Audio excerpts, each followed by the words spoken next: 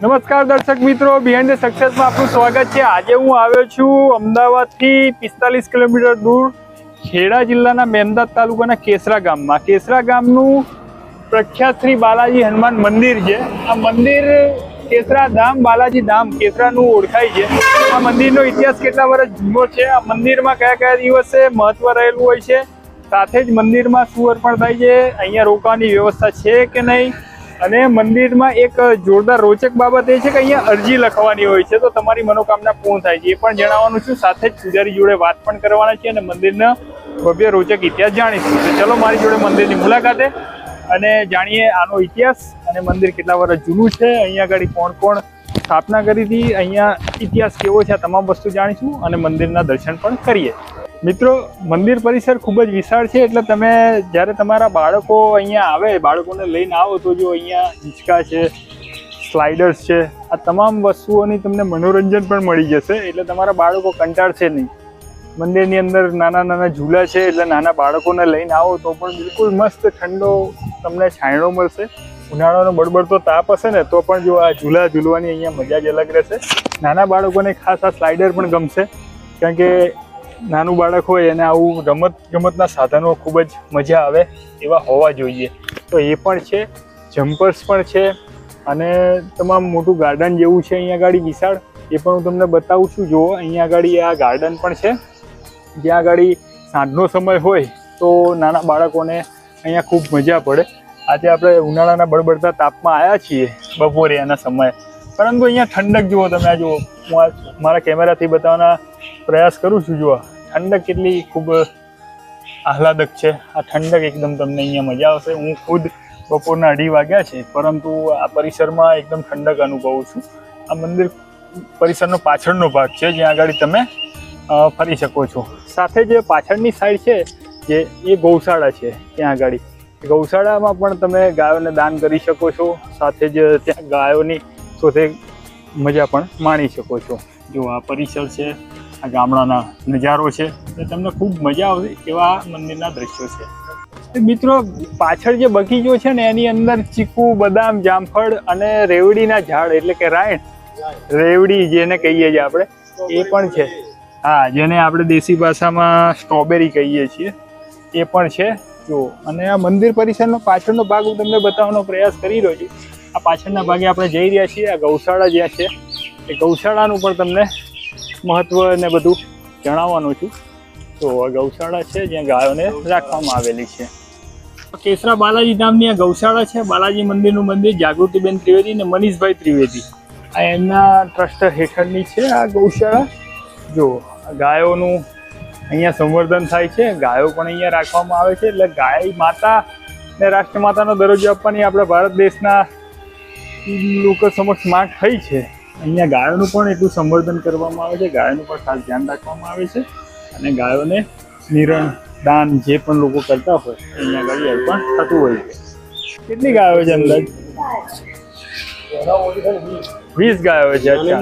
નાની મોટી થઈને 20 ગાયો છે મિત્રો, નાની મોટી 20 ગાયો છે અહીંયા આગળ જે રાખવામાં આવી છે। તમે આ જોઈ શકો છો, ગામડાનું એકદમ આહલાદક વાતાવરણ અને એની વચ્ચે આ ગૌશાળા। મિત્રો, આ મંદિર પરિસરમાં આંકડાનું વૃક્ષ પણ આવેલું છે, જેનો મહિમા અહીંયા સમજાવે છે। એમાં લખ્યું છે, શ્રી બાલાજી હનુમાન કેસરા ખાતે સફેદ આંકડાનું વૃક્ષ ઝાડ આશરે 20 વર્ષથી વધારે જૂનું છે, તેની ઊંચાઈ આશરે 20 ફૂટથી વધારે છે, જે ગુજરાતમાં સૌથી વધારે છે। આમ સામાન્ય સંજોગોમાં સફેદ આંકડાનો છોડ જે હોય, પરંતુ તે પૌરાણિક શાસ્ત્રો કથા અનુસાર સફેદ આંકડાનું વૃક્ષ ઝાડ થાય એની ઉંમર 10 વર્ષથી વધારે હોય તો આંકડાના વૃક્ષના મૂળમાં સ્વયંભૂ ગણપતિ દાદાની મૂર્તિનું નિર્માણ થાય છે। આ વૃક્ષની નીચે અથવા તેની છાયામાં ગણેશ અથવા શીર્ષ અથવા ગણપતિના 12 નામના પાઠ કરવાથી 100 ગુણનું શુભ ફળ પ્રાપ્ત થાય છે। પરંતુ આ મંદિર ખાતે સફેદ આંકડાના વૃક્ષના ઝાડની સામે ઉમરાનું પણ વૃક્ષ ઝાડ પણ છે, એ સ્વયંભૂ નિર્માણ પામેલ છે। શાસ્ત્રો અનુસાર આ બંને વૃક્ષની વચ્ચે શ્રી સૂક્તના પાઠ કરવાથી 108 જેટલા પાઠનું ફળ મળે છે તથા મનની ઈચ્છા પૂર્ણ થાય છે। કારણ કે સફેદ અર્ક વૃક્ષ એ સૂર્યનું પ્રતીક છે, જેના મૂળમાં ગણપતિ બિરાજમાન હોય છે, અને ઉમરા એ શુક્ર ગ્રહનું પ્રતીક છે। તેથી સૂર્ય અને શુક્રની ઉપસ્થિતિ હોય ત્યાં શ્રી સૂક્ત પાઠ કરવાથી અનેરો લાભ થાય છે।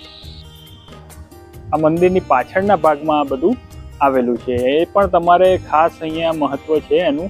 એટલે જ્યારે પણ મંદિર પરિસરમાં આવો ત્યારે આ પણ જગ્યાનો લાભો લેવાનું ચૂકતા નહીં. આ સફેદ આંકડાનું વૃક્ષ છે જે 20 વર્ષથી જૂનું છે. આમ તો 10 વર્ષની એની કહેવાય છે આયુષ્ય, પરંતુ અહીંયા ગણપતિ દાદાનો સાક્ષાત વાસ હોય છે એવું કહેવામાં આવે છે.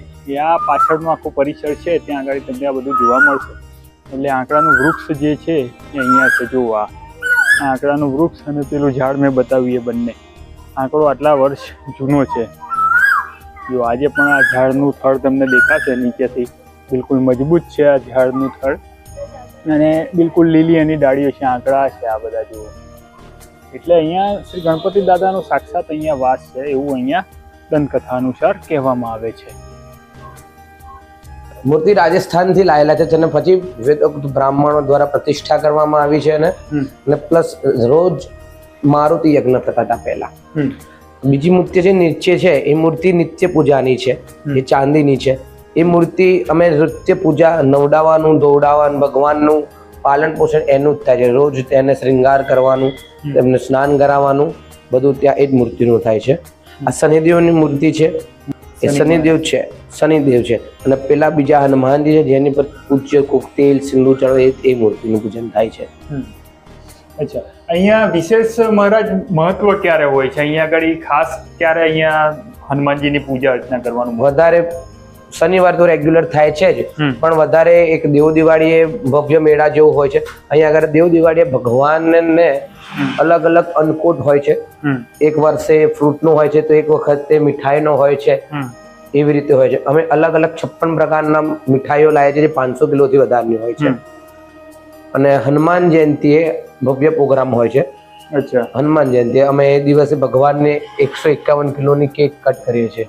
અચ્છા, હનુમાન જયંતિ. હા, અને અહીંયાથી લઈને જે આગળની જે ચાંદીની મૂર્તિ ખરી એની ભવ્ય શોભાયાત્રા નીકળે અહીંથી લઈને કેસરા મંદિર સુધી. કેસરા મંદિર સુધી? હા, કેસરા મધ્ય ગુજરાત સમાજ જે ખરો મુસ્લિમ સમાજ એ હનુમાનજી દાદાનું સ્વાગત કરે છે. વાહ! એટલે આ મંદિર વધારે પડતું મુસ્લિમ અને હિન્દુની એકતા માટે પણ વધારે પ્રચલિત છે. ઓકે મિત્રો, તમને સવાલ થતો હશે કે મંદિર તો તમે બતાવ્યું, પરંતુ દરેક દર્શકોને એક સવાલ હોય મહારાજ કે અહીંયા શું રોકાવાની કોઈ વ્યવસ્થા છે? રોકાવાની વ્યવસ્થા એટલે તમે જ્યારે સંઘો આવતા હોય છે ત્યારે એડવાન્સ અમને કોલ કરીને કીધું તમે વ્યવસ્થા એમની કરીએ છીએ રોકાવાની. અચ્છા, તો એના માટે કોઈ અહીંનો આપણો સંપર્ક નંબર કેવું છે? હા, સંપર્ક નંબર છે. સંપર્ક મારો જ હોય છે વધારે પડતો, ને બીજા જિગ્નેશભાઈ પ્રજાપતિ કરીને હોય છે. એમના બેના કોન્ટેક્ટ હોય છે. તમે એડવાન્સ અમને જણાવી શકો છો કે અમે આવી રહ્યા છે, અને તો અમે એમને રહેવાની સુવિધા અને એ કરીએ છીએ. એટલે મિત્રો, આમનો ડિસ્ક્રિપ્શનમાં હું નંબર આપી દઈશ, અથવા આપને જો કોઈ વાંધો ના હોય તમે નંબર જાહેર કરો તો ડિસ્ક્રિપ્શનમાં જ આપી દઈશ. કારણ કે પછી મહારાજને પણ ઘણા લોકો કારણ વગરના ફોન કરીને પરેશાન કરતા હોય છે. કેટલીક ગોપનીય બાબતો હોય છે, એવું ડિસ્ક્રિપ્શનમાં આપી દઈશ આપને નંબર. તો અહીંયા રોકાવાની પણ વ્યવસ્થા છે, એટલે તમારે એવી કોઈ ચિંતા કરવાની જરૂર નથી. પરંતુ એક વાતનું ખાસ ધ્યાન રાખવાનું છે, તમારે એડવાન્સ કહેવાનું છે. અને બીજું તમે તાત્કાલિક આવી જશો તો એ પ્રોબ્લેમ થશે, અને સ્વચ્છતા થઈ જશે, પરંતુ થોડા પ્રોબ્લેમ થઈ જશે. સ્વચ્છતા અમારો બેન એ છે મેન એમ, કે જે ભગવાન ત્યાં જ હોય ત્યાં સ્વચ્છતા હોય. આપણે ગુજરાતીમાં પણ કહે છે સ્વચ્છતા ત્યાં પ્રભુતા. કે સ્વચ્છતા અમારે દિવસમાં 3 વખત ભગવાન આજુબાજુની જગ્યા સાફ થાય છે. બરાબર, એટલા માટે એટલે સ્વચ્છતા પહેલો એ છે અમારી માટે. મિત્રો, આ બાલાજી મંદિર જે કેસરા ની અંદર આવેલું છે, ખેડા જિલ્લાથી એટલે અમદાવાદથી આપણે સમજો ને 35-37 કિલોમીટર હશે. આમ ટોટલ 45 એટલે હું શરૂઆતમાં બોલ્યો હતો, કોઈને 5-10 કિલોમીટર આગુ પાછું કોઈક આવતું હોય તો 45 કિલોમીટર છે. પરંતુ આ વિશાળ પરિસર છે. મજાની વાત એ છે કે આખું અહીંયા તમને ચોમાસાની ઋતુમાં આવો તો તમને આમ મજા આવે, નેચરલ પ્રકૃતિનો આનંદ અહીંયા મળે તમને. એટલે ખૂબ જ મજા આવે એવું આ મંદિર છે, પરિસર છે. અને તમને જ્યારે પણ નાની એવી પિકનિક કરવાની ઈચ્છા થાય તો અહીંયા બાળકોને લઈને આવી શકો છો. તમારે રોકાવાની પણ વ્યવસ્થા છે. એમને એડવાન્સ ફોન કરવાનો છે, એમનો નંબર હું ડિસ્ક્રિપ્શનમાં આપને આપવાનો છું. અને સાથે જે તમે એડવાન્સ ફોન કરીને આવશો તો તમને રોકાવાની પણ વ્યવસ્થા કરી હશે, અને તમે એક દિવસની નાનકડી એવી પિકનિક પણ અહીંયા માણી શકશો. આશા રાખું છું કે મિત્રો તમને આ સ્ટોરી પસંદ આવી હશે. સ્ટોરી પસંદ આવી તો લાઈક કરજો, ચેનલ પર નવો તો સબસ્ક્રાઈબ કરજો, અને કોમેન્ટમાં જય હિન્દ વંદે માતરમ અચૂકથી લખજો. ફરી એકવાર મળીશું, ત્યાં સુધી જય ભારત, જય હિન્દ, વંદે માતરમ, જય હિન્દ વંદે માતરમ.